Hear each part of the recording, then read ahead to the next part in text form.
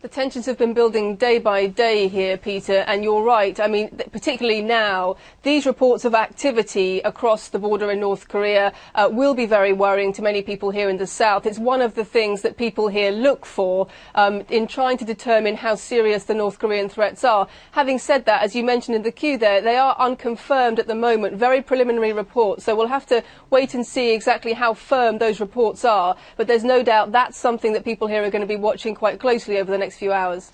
What else do we know about these B-2 and their missions?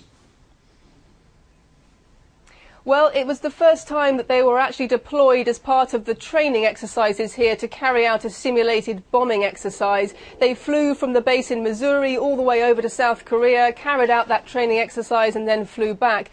And it seems to be that that's prompted this response from North Korea. You mentioned the midnight meeting there. That sort of urgency, that sort of emergency convening of a meeting is also what's leading people here to suspect the North Koreans are very worried about it, even though the communities here, the US and the South Koreans, say that North Korea was told months ago about these military exercises. They are an annual event. They do seem to have angered the North more than usual, and certainly on both sides there is something of a, if not brinkmanship, certainly a war of words going on, with the United States very keen to display its military capabilities here in the peninsula, and North Korea reacting to that. Tensions always run high when these military exercises come round, Lucy, but does it feel slightly different this time?